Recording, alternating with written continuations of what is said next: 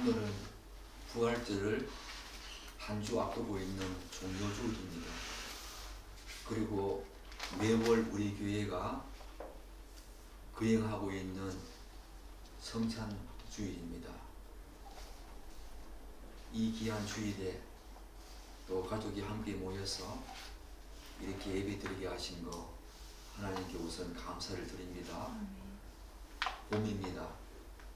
봄이 한창 무르익어가고 있습니다. 봄, 보다라고 하는 동사에서 왔다고 그럽니다. 자연을 바라보면서 하나님의 창조, 그 모든 피조물의 아름다움을 마음껏 눈으로 보면서 우리가 감탄하고 기뻐하고 만족하듯이 우리 내면에 있는 죄악된 모습을 또 바라보면서 나를 구원하신 예수 그리스도 그분의 십자가도 많이 바라보는 이 귀한 주가 또한 매일매일의 귀한 삶이 되기를 축복합니다. 우리들은 성찬주일을 맞이해서 매번 다른 말씀으로 살피게 되었습니다. 오늘은 갈라디아서 3장 13절로 14절에서 정말 예수 그리스도의 위대한 이중전가, 십자가에서 저주를 받으신 그 예수님께서 우리에게 주신 위대한 죄사함의 은혜가 어떤 과정으로 있게 되어졌는지 그 귀한 의미들을 살펴보도록 하겠습니다. 오늘 갈라디아서 3장 13절과 14절에서 예수님께서 우리를 위하여 무엇을 하셨다고 하는가? 13절을 한번 읽어보겠습니다. 그리스도께서 우리를 위하여 저주를 받은 바 되사 율법의 저주에서 우리를 속량하셨으니 기록된 바 나무에 달린 자마다 저주 아래 있는 자라 하였습니다. 본문은 그리스도께서 우리를 율법의 저주에서 속량하셨다라고 말합니다. 이 속량이라는 말은 노예와 깊은 관련이 있는 용어입니다. 곧 어떤 사람을 노예의 신분에서 해방시켜서 자유의 몸이 되게 하기 위해서 일정한 대가를 지불하고 값을 치르는 것이 바로 속량입니다.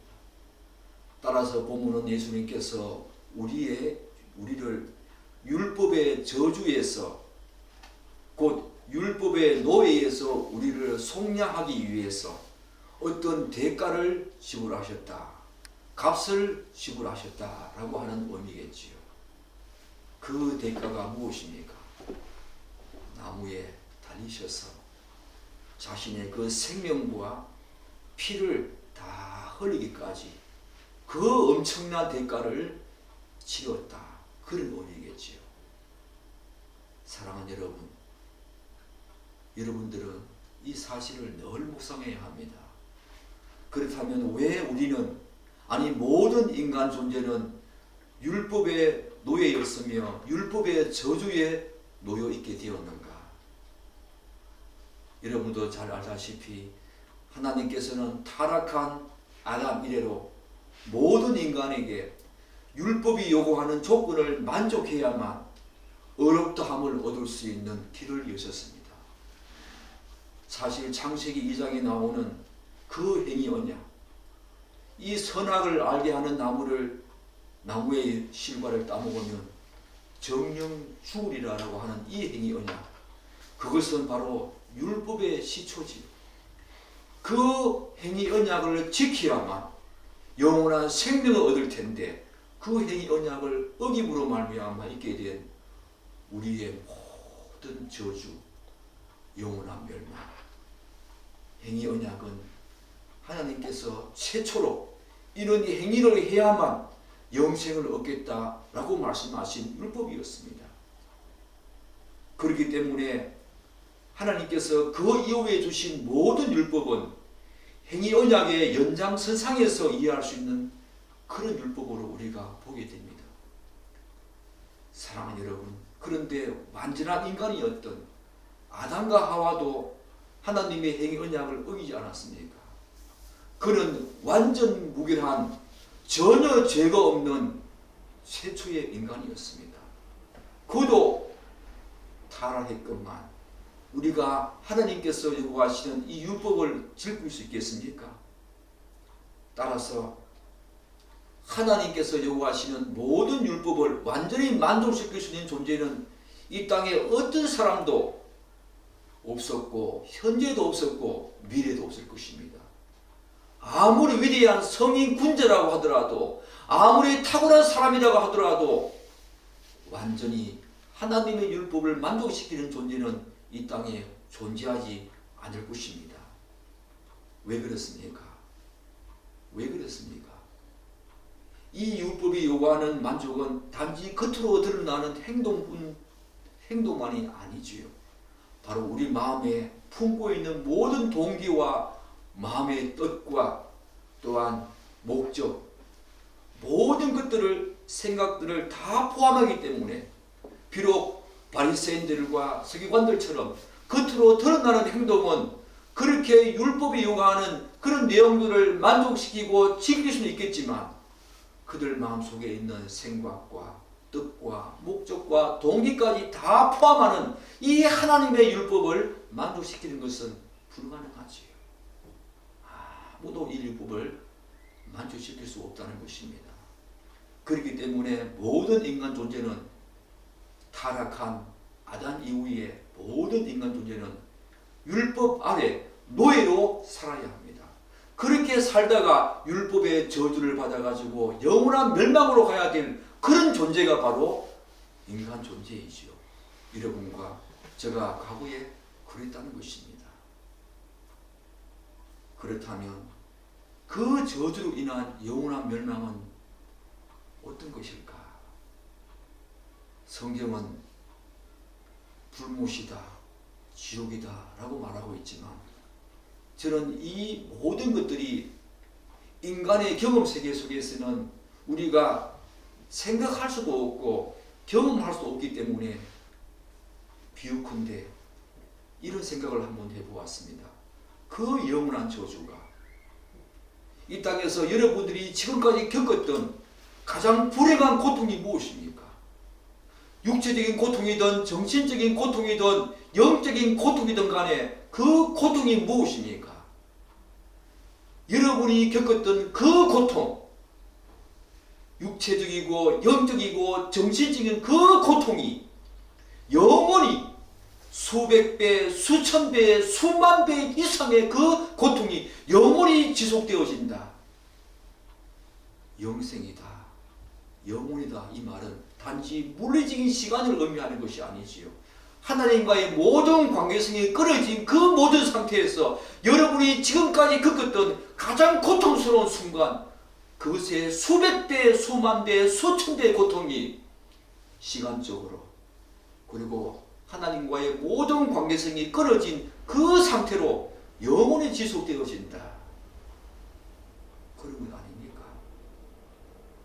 어제 아내가 잠깐 뜨거운 물에 데여서 화상을 당했습니다. 많이 고통스러워했습니다. 그 이상의 고통이 영원히 되어진다. 네가 가야 될 영원한 멸망, 저주로 인한 영원한 멸망은 바로 그런 것입니다. 실제로 율법의 저주가 얼마나 끔찍하고 심각한가 하면 하나님의 아들이신 예수 그리스도 곧 제2위격이신 성자 하나님께서 오셔서 나무에 달려서 자신의 생명을 내어주어서 우리를 율법의 저주에서 속량해야 할 만큼 그 율법의 저주는 중대한 것이었습니다. 즉 2000년 전에 죄가 전혀 없으시고 완전 무기라신 예수 그리스도께서는 영원부터 성부 하나님과 함께 하셨던 그 영원한 보좌, 왕의 보좌, 영광을 다 버리시고 육신을 입고 이 땅의 역사 속으로 들어오셨습니다. 그리고 어머니 마리아의 모태에서부터 태어나는 그 순간부터 십자가에 달려 죽으시는 그 순간까지 그분은 철저하게 우리 인간처럼 율법 아래에 사셨습니다. 또한 그 율법에 완전히 순종하셨습니다. 그리고 마침내 우리가 받아야 할 그 모든 율법의 저주를 우리 대신 받으셔서 우리가 달려야 될 그 십자가에 예수님이 달려셔서 율법의 모든 의를 성취하셨다고 성경은 말하고 있습니다. 율법에 순종하셨고 또한 죄의 삭선은 사망이다라고 하는 율법대로 그분은 죽으셨죠. 요한복음 19장 30절에서 예수님께서 마지막 숨을 거두시면서 하시는 말씀이 무엇입니까? 다 이루었다. 그 속에는 하나님 여호와시는 모든 율법의 저주를 또한 죄사함의 그 은혜가 다 들어있는 거지요. 율법을 완전히 다 이루었다. 또한 모든 인간의 죄를 내가 다 사하는 성부 하나님의 그 구원 계획을 다 이루셨다. 그 다 이루셨다 안에는 무궁무진한 모든 내용들이 들어있습니다. 거기에 한 곡지에 율법의 저주를 다 이루신 예수 그리스도, 그분이 오늘 우리가 믿는 하나님의 아들 예수님이십니다. 그런데 이 지점에서 우리는 예수님께서 달려 죽으신 그 십자가 사건이 오늘 본문에서 말씀하신 것처럼 1차적으로 무엇을 의미하는지를 알 수가 있지요. 무엇입니까? 바로 1차적으로 율법의 저주에서 우리를 속량하셔서 그것으로부터 자유케 하셨고 해방시켜 주셨다는 것입니다. 사랑하는 여러분, 여러분들은 율법의 저주를 아십니까? 이 율법의 저주를 여러분들은 한번 생각해 보았습니까? 그분은 우리를 율법의 저주에서 속량시키셔서 우리를 자유 몸이 되게 하셨고 해방시켜 주셨다. 이것이 바로 예수님께서 십자가에 달려 죽으신 소극적인 측면의 1차적인 의미입니다. 그런데 우리는 나무에 달려 죽으신 예수님의 십자가 사건의 의미를 이러한 측면에서 곰곰이 묵상해 보지 않고 곧바로 죄사함의 은혜로 달려가는 그런 경향이 있다는 것입니다. 그렇지 않습니까? 그런데 성경은 그렇게 말하고 있지 않습니다. 요한복음 3장 16절 하나님이 세상을 이처럼 사랑하사 독생자를 주셨으니 이는 우리가 멸망치 않고 그를 믿는 자마다 먼저 멸망치 않고 그 다음에 영생을 얻게 하십니다 라고 말하고 있지 않습니까? 먼저 소극적인 측면에서 멸망치 않는 것이 먼저 그분의 십자가 사건이 있는 것입니다. 그리고 영생을 얻는 것이 그 다음에 있는 것입니다. 성경은 멸망치 않고 즉 소극적인 측면에서 적극적인 측면 영생으로 나아갑니다. 오늘 십자가에서 예수님께서 우리 죄를 위해서 달려주신 그 십자가 사건은 소극적으로 1차적으로 율법의 저주에서 우리를 해방시키셨다고 본문은 말하고 있습니다. 우리는 곧바로 죄사함의 은혜로 달려가면 안 된다는 것입니다. 먼저 율법의 저주에서 우리를 해방시켜 주신 그분의 그 은혜를 다시 한 번 더 생각해야 한다는 것입니다. 율법의 저주가 그만큼 어마어마하다는 것입니다. 우리가 도저히 지킬 수 없는 그 율법의 저주, 그래서 영원한 멸망으로 가야 될 그 율법의 저주를 예수님께서는 완전히 성취하심으로 말미암아 우리를 해방시키셨다. 오늘 본문은 그렇게 말하고 있습니다. 그래서 이제 예수를 믿는 여러분과 저는 율법과의 관계에서 어떤 관계에 있습니까? 여전히 우리도 율법을 지켜야 하지만 이제 그분의 자녀로서 하나님이 우리 아버지 되시기에 그분의 자녀로서 우리가 율법을 어기게 되어지면은 이제 사랑과 그분과 우리의 가족관계 속에서 사랑과 윤리적인 측면에서 죄에 대한 이 죄송함과 안타까움과 또한 약간은 죄송한 마음이 들지요. 그래서 그분께 다시 나아가서 아버지라고 부르면서 기도하고 회개하게 되었습니다. 그런데 예수를 믿지 않는 자들은 여전히 율법의 저주에서 사로잡혀 산다는 것입니다. 법정적인 관계 속에서 그 율법은 그들에게 영원한 저주이고 또한 장차 영원한 멸망으로 가게 하는 그런 율법인 것입니다. 율법은 바로 그런 것입니다. 그렇다면 예수님께서 우리 대신 저주를 받아서 나무에 달리셔서 1차적으로 곧 소극적으로 우리로 하여금 율법의 저주를 먼저 없게 하셨다면 적극적으로는 예수님의 십자가 사건이 우리에게 무엇을 의미하는가? 우리 14절을 한번 읽어보겠습니다.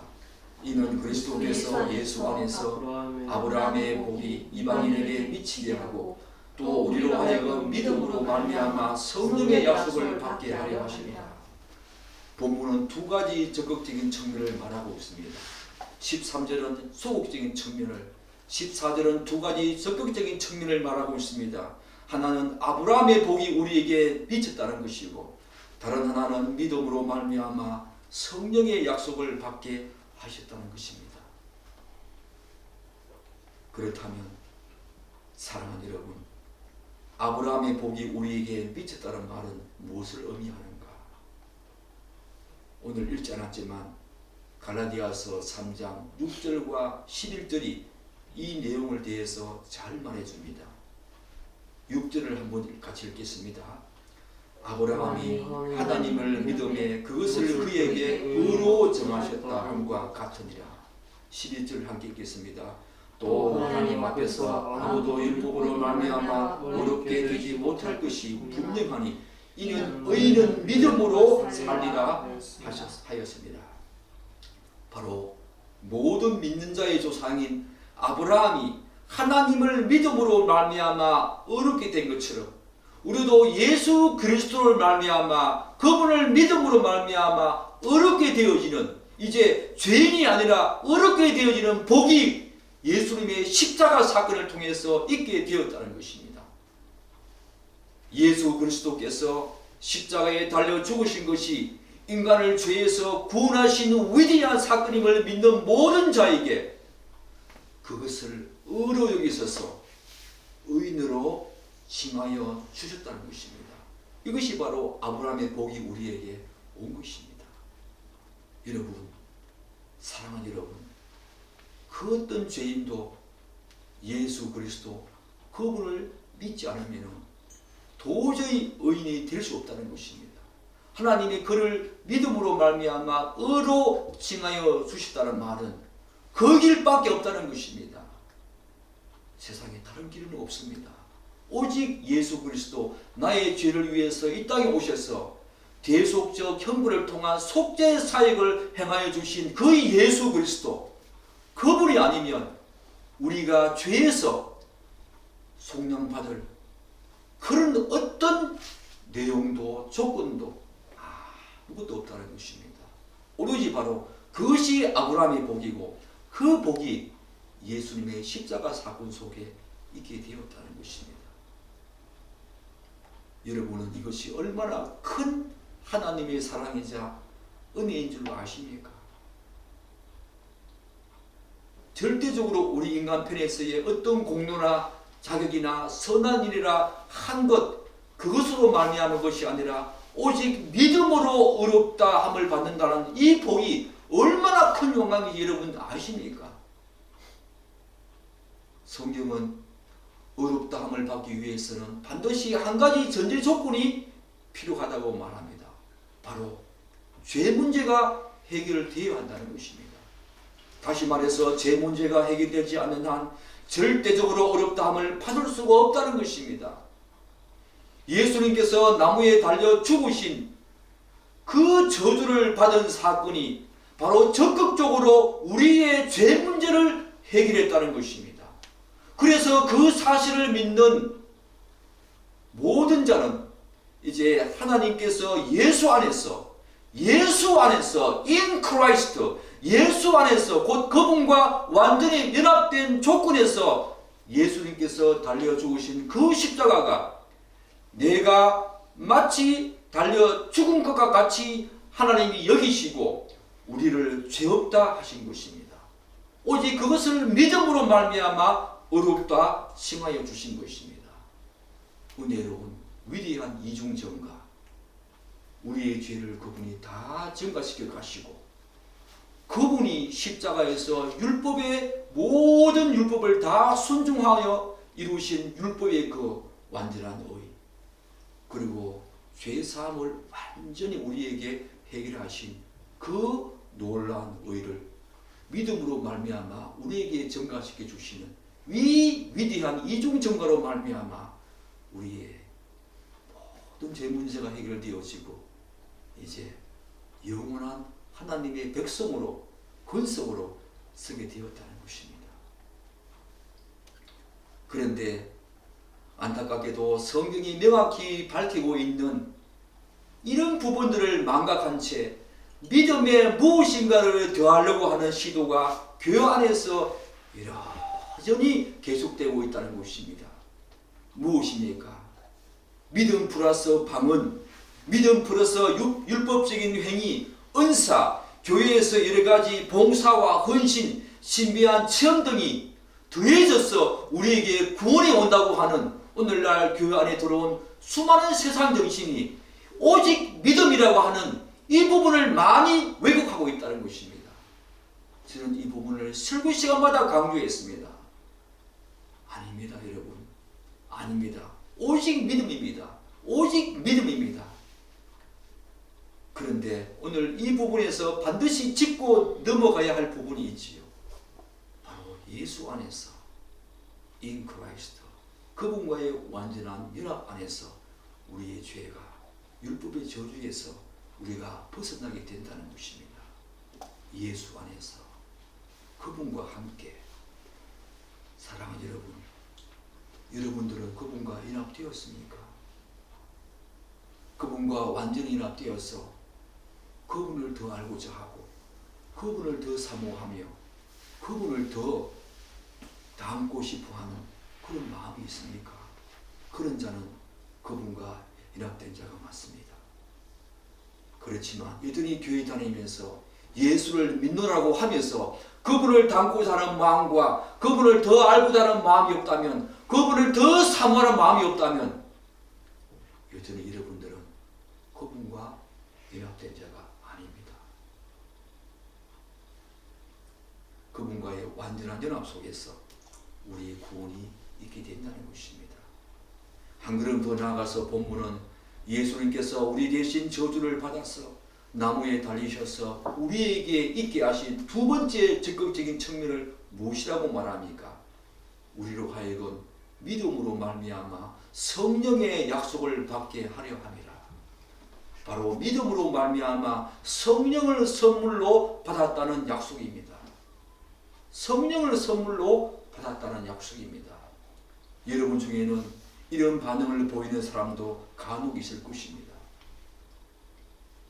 이를테면 하나님께서 믿는 자에게 주시는 성령의 약속도 매우 중요하게 생각합니다. 그럼에도 불구하고 그것이 예수님의 십자가 사건이 주는 또 다른 적극적인 측면이라고 하기에는 너무 진부하고 평범하게 생각되어서 다소 실망스럽다는 반응, 혹시 여러분 중에 하고 있지 않습니까? 성령을 우리에게 주셨다는 이 약속이 십자가가 주는 더 적극적인 측면의 두 번째 측면이다. 여러분들은 어떻게 생각하십니까? 정말 그렇습니까? 사랑하는 여러분, 성령님이 누구십니까? 바로 제3위격이신 하나님이십니다. 그분이 예수님을 믿어 구원을 받았음에도 불구하고, 여러분과 제가 예수를 믿어 구원을 받았음에도 불구하고 여전히 죄 가운데 살 수밖에 없는 추악하고 더러운 우리 인간 존재 안에 내주하신다는 사실, 여러분들은 그것이 얼마나 영광스럽고 복된지 아십니까? 어디 그뿐입니까? 사실 성부 하나님께서 성자 하나님의 이름으로 이 땅에 보내신, 그리고 약속하셨던 또 다른 보혜사, 바로 진리의 영, 아들의 영, 양자의 영, 예수의 영, 그리스도의 영, 하늘의 영, 하나님의 영, 바로 그 성령, 그 성령 하나님이 아니시면 궁극적으로 우리의 구원 자체가 불가능하다는 사실을 여러분들은 알고 계십니까?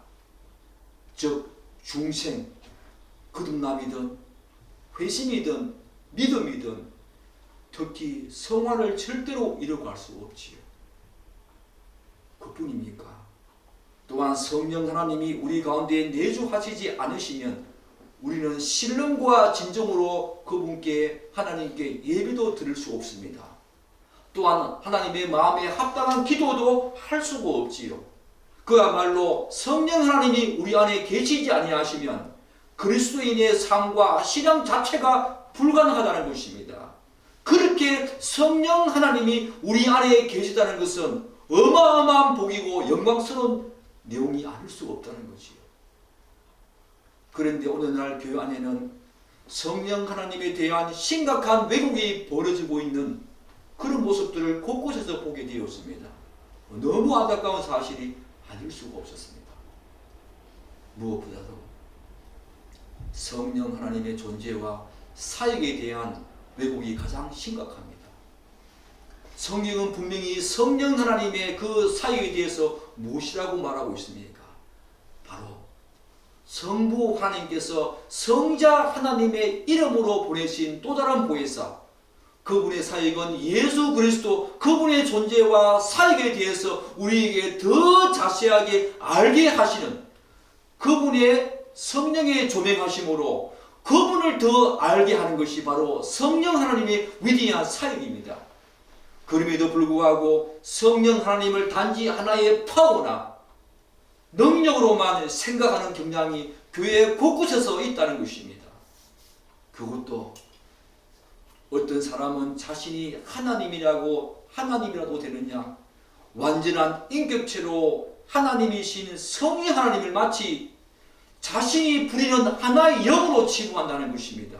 자기 마음대로 할 수 있다고 생각하는 사람들이 들어있다는 것입니다. 그것은 큰 오해이자 성령 하나님에 대한 왜곡이지요. 성령 하나님은 인간이 오라고 해서 오시고 가라고 해서 가시는 분이 아니십니다. 그분은 기계와 같은 존재가 아니십니다. 그분은 제3위격이신 완전한 인격체이고 완전한 하나님의 본성을 지니신 하나님이십니다. 어떻게 그분을 오라고 오면 오라고 하고 가라고 할 수 있습니까? 그렇지 않습니다. 그것은 성령에 대한 심각한 왜곡입니다. 오해이고 착각입니다. 성부, 성자와 동일한 하나님이신 성령 하나님께서는 철저하게 성부 하나님의 그 주권적인 역사와 섭리 속에서 그분은 우리 안에서 역사하십니다. 그 하나님이신 성령 하나님이 여러분과 저의 이 마음속에 내주하신다는 사실 여러분들은 아십니까? 죄악되고 추악하고 더러운 우리 인간 존재 안에 그분이 내주하셔서 그분이 우리의 삶을 이끌어 가시고 주도하신다는 사실, 인도한다는 사실 여러분 알고 계십니까? 그렇기 때문에 우리는 거룩한 사람이 되어지는 것입니다. 본문은 바로 우리가 예수 그리스도를 믿음으로 말미암아 그 성령 하나님을 약속으로 받게 되었다고 하는 적극적인 측면을 우리에게 이해하고 있지 않습니까? 그래서 우리가 다음 주에 부활주의를 맞이하겠지만 예수님께서 십자가에 달려 죽으시고 부활하심으로 말미암아 그분이 정말로 하나님의 아들이시고 우리에게 정말로 성령으로 우리에게 다시 한 번 더 그분의 인도함을 받는 그런 것들을 확증하시고 완전하게 증명하신 그 사건이 바로 부활인 것입니다.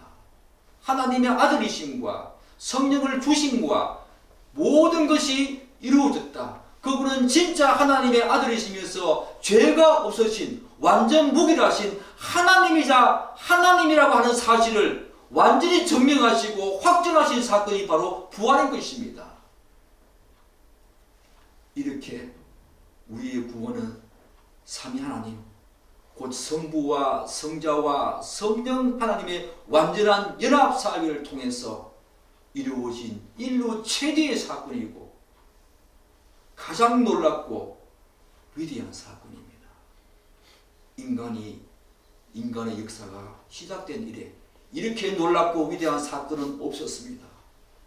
앞으로도 없을 것입니다. 십자가, 그 죽음은 바로 이런 놀라운 의미들을 우리에게 준다는 것입니다. 우리가 누구입니까? 시편 8편 3절과 4절은 다윗이 이렇게 고백하고 있지 않습니까? 사람이 무엇이기에 주께서 그를 생각하시며 인자가 무엇이기에 주께서 그를 돌보시나이까? 그를 하나님보다 조금 못하게 하시고 영화와 총기로 간을 씌우셨나이다. 사랑하는 여러분, 하나님의 거룩하심 속에는 두 가지 공의가 있지 않습니까? 바로 보응적인 공의입니다.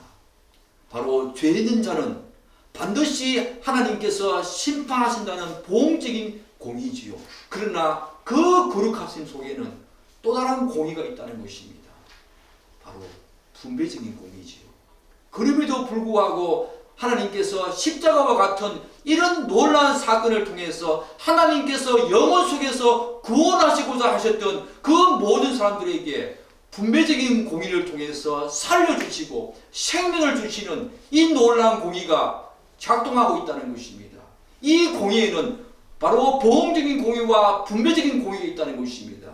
여러분이 하나님의 은혜 가운데 살게 된 것은 보응적인 공의로는 모든 인간이 다 죄를 지음으로 말미암아 영원한 저주를 받아야 하지만 바로 그 분배적인 공의, 하나님께서 은혜를 나누어 주시는 그 공의로 말미암아 우리는 이제 새로운 생명을 얻게 되었다는 것입니다. 우리로 하여금 율법의 저주와 죄사함의 은혜를 주시기 위해서 예수님께서 받으신 그 십자가 저주는 정말 상상을 초월하는 것입니다. 이 사건을 이번 주간에 많이 묵상해야 합니다. 십자가는 하나님의 보응적인 공의가 죄인에게 어떻게 나타날 것인가를 보여주는 완벽한 사건입니다. 앞으로 예수를 믿지 않는 모든 죄인들이 하나님의 보응적인 공의를 받아서 어떻게 어떤 저주 속에 처해질 것인가에 대한 하나의 실상을 보여주는 것이 바로 십자가 사건입니다.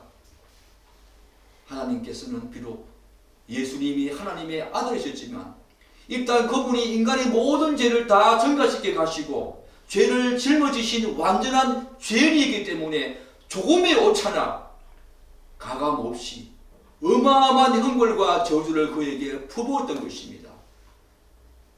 우리는 하나님의 공의가 이렇게 완벽하게 시행된다는 것을 예수님의 십자가를 통해서 알게 되어진다는 겁니다. 즉 예수님께서 죄인인 우리가 받아야 하는 모든 영원한 저주를 단번에 다 당하신 것입니다. 그러니 그 저주의 형벌과 고통의 무게가 얼마나 되었을까 짐작할 수 있겠습니까? 오늘 우리는 또다시 한 번 더 성찬을 거행하게 되었습니다. 이 성찬을 통해서 예수님께서 내가 다시 오시마 약속하셨던 것처럼 그때까지 영원히 나를 기억하라, 기념하라, 이 말은 그 십자가 사건을 기억하라는 말입니다. Remember 하라고 말하고 있습니다. 예수님의 십자가 사건, 소극적으로 우리를 율법의 저주에서 벗어나게 하셨다. 적극적으로 오직 믿음으로 어렵다함을 우리에게 허락해 주셨고, 또한 성령을 주심으로 말미암아 우리로 하여금 영원한 생명으로 이끌어 가시고 인도하시는 그 하나님이 우리 안에 내주하신다. 이 놀라운 사건을 다시 한 번 더 성찬식을 받으면서 기억하시고 마음속에 많이 묵상하는 여러분이 되시기를 간절히 축복하고 또 축복합니다. 기도하겠습니다.